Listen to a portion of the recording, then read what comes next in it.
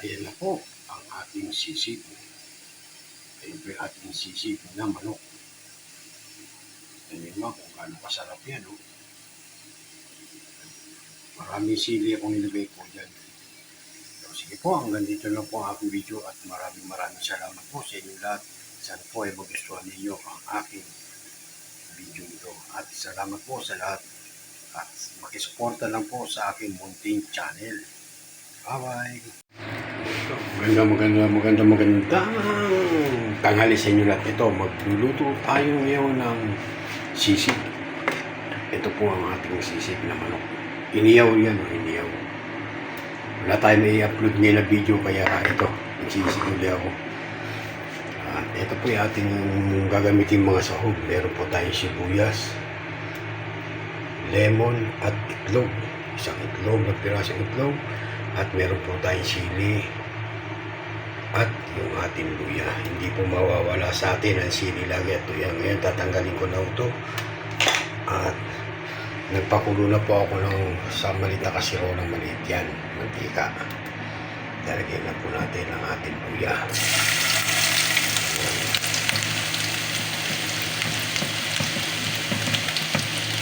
Kasi may iniyaw kami na tira kagabi. Sayang. May mga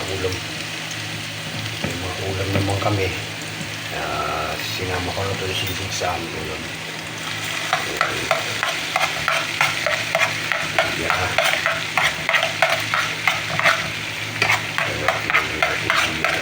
Ayan po, nakita niyo po ba't ganyan ano. Ang mantika po nito, yung mantika ng balat ng manok po.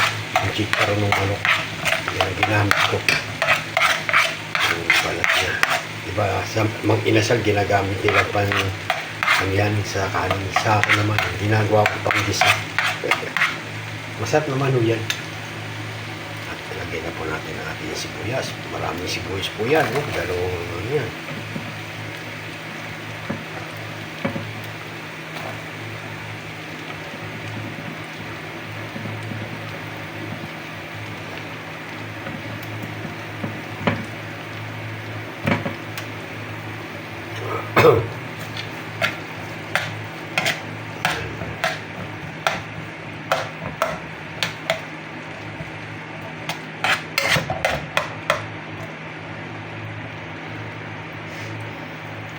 Kailangan natin maluto yung ating sibuyas. At sabay na po natin ang ating sili. Ayan, isang damak na sili rin yan. Isang damakmak na sili yan nalagyan natin.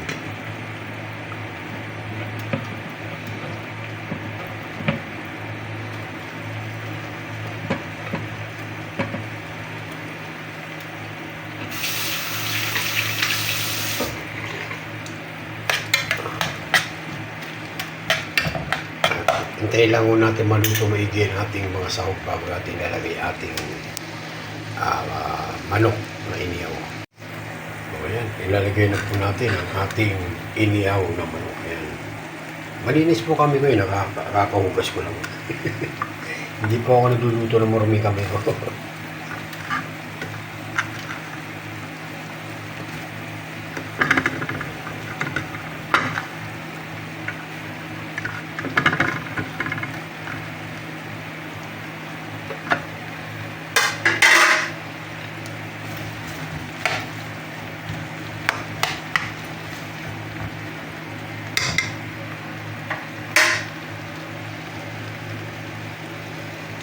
Hintayin lang po natin, takpan muna natin, hintayin lang natin maluto siya. At bago natin ilalagay yung ating lemon. Ilalagay natin ang ating sisig. Umipira na siya.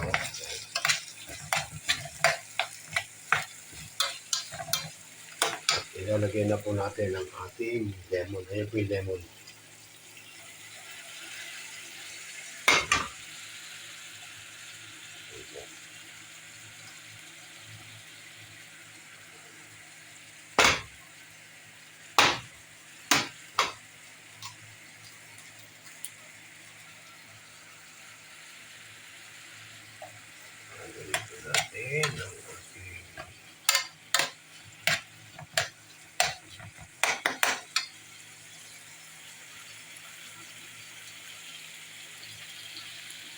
ito ilalagay na rin po natin ang ating isang itlog. Yan.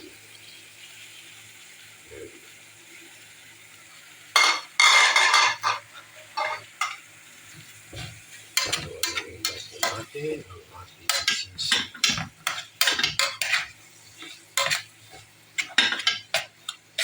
Kaya lang po natin, maya konti po, hahanguin na po natin yan at luto na po yan.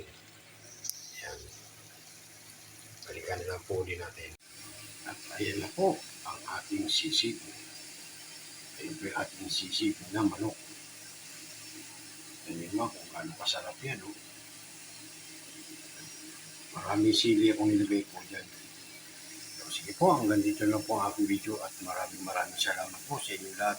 Sana po ay magustuhan ninyo ang aking video ito. At salamat po sa lahat.